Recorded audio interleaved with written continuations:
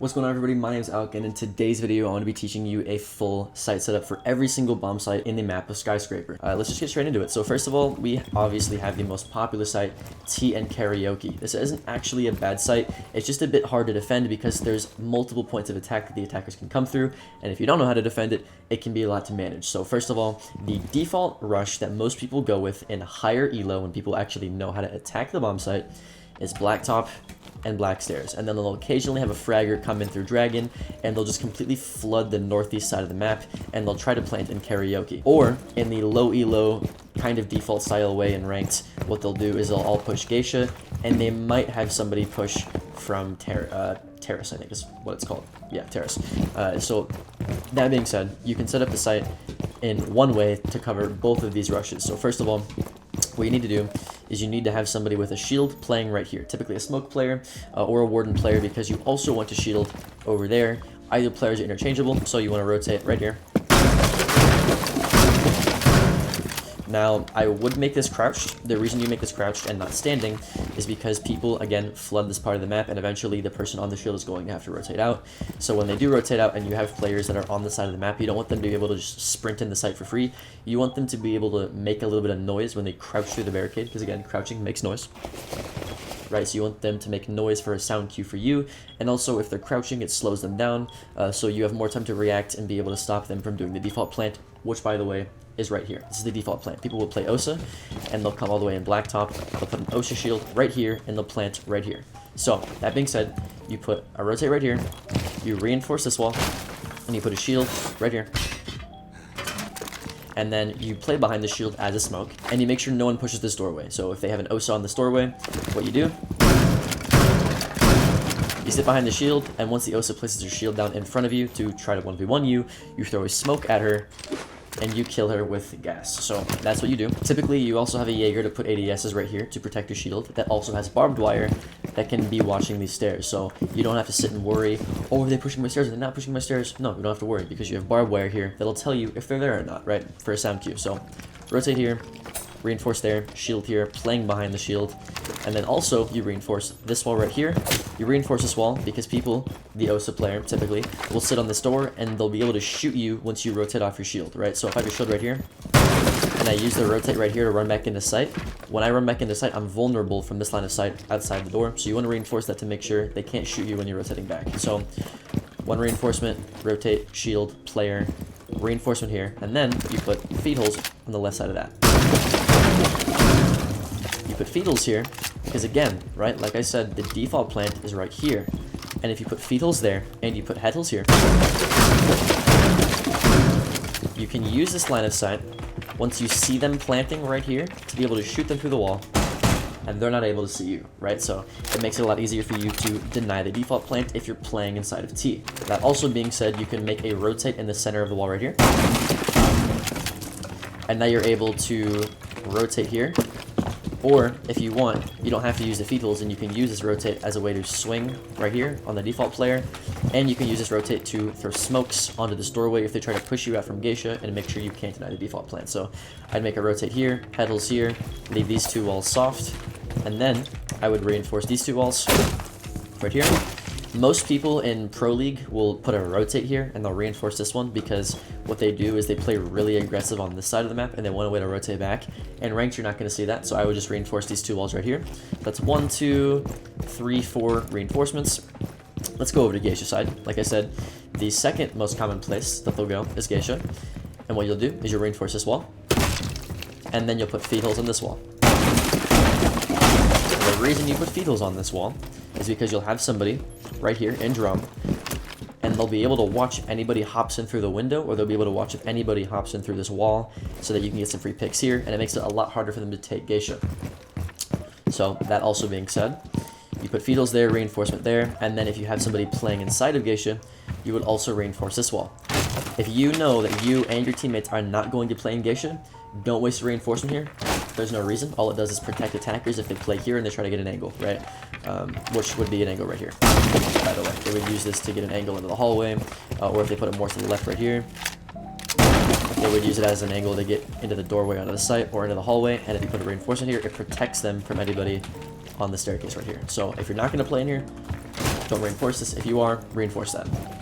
That being said, the next thing you're going to want to do is you're going to put a rotate right here. Again, make it crouching. You can make it vaultable if you want. I would make it crouching though, so that they can't just run in on you whenever you're playing here as a smoke player.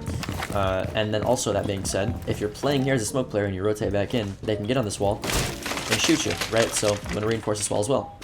So we have 1, 2, maybe 3, 4, 5, 6, 7 reinforcements. 3 to go.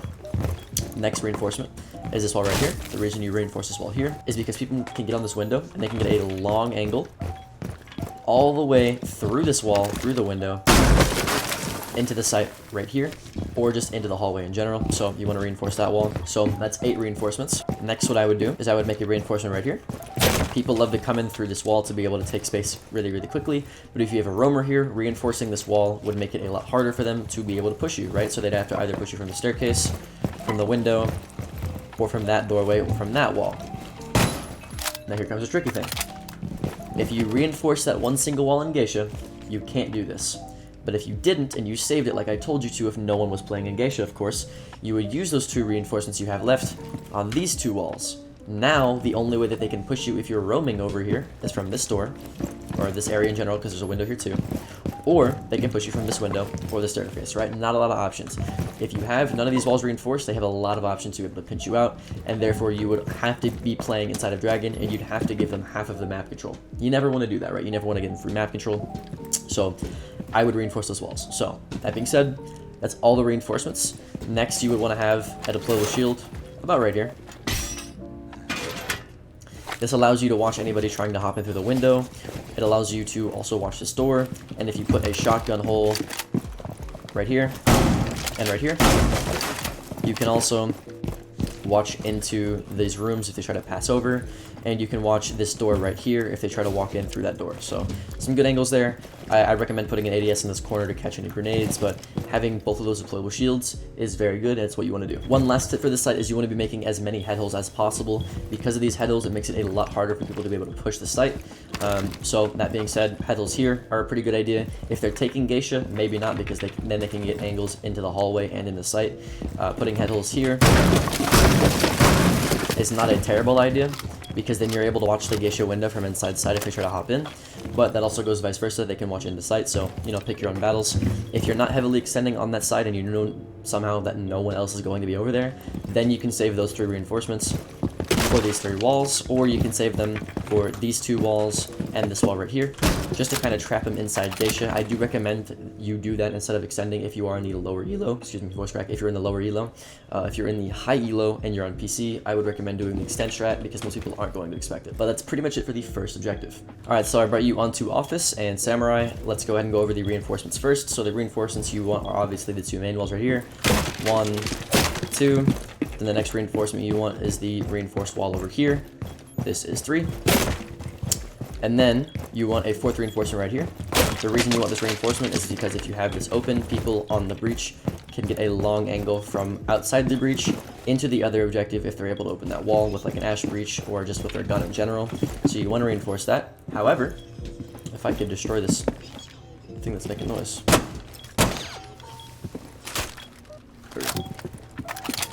However, you want to be putting head holes on the side of the wall. So you reinforce the middle and you put head holes here. The reason you do this is because you can sit in this site and hold the window. You can sit in this site and hold the top of the staircase. You can sit in this site and hold the doorway. Or you can be in the other objective and you're able to hold the breach if they open the breach and sit behind a reinforcement for cover. So there's a lot of things that can be done with these head holes. Very versatile. I definitely recommend you have used these. Also, that being said, you can make this a little circle as well. Maybe a vault will rotate, but you can make this higher. The reason you do that is because smoke players will sit here and they'll throw smokes onto the breach, or you can get on top of this display case and now you're able to see the wall right here through these holes that you made for yourself. So pretty versatile holes there, and that's what I would do. Also, a little makeshift rotate if you want it to be. Doesn't have to be. One thing you could also do is you can make this lower and have a shield right here. and now you're able to watch the breach. Now, I wouldn't recommend doing all of those. I would recommend either picking the lower holes or the higher holes, but either way, you don't want to be just making normal head holes over here. You want to be making one of the two. So that's the first thing. I would only recommend putting the shield here if you have a second shield, because you for certain need a shield right here to watch the window. Now this shield, paired with this bomb, gives somebody cover to play right here to watch the breach, but also to watch the window. Now, on the breach, typically, they have a thermite that gets the middle of the wall, so if you're sitting behind the bomb like this, they're not gonna shoot you from the sides of the wall like that. Aces also typically ace the middle of the wall, they don't ace the sides of them.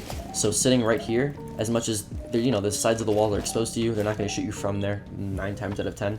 And if they do, then just don't play here. But if you put the shield too much to the right, they can shoot you from the wall, right? So you want to put it a little bit to the left of the doorway right here, and you're able to hide behind the bomb that way, and you're also able to watch the window right here. So that's where I would put your first shield.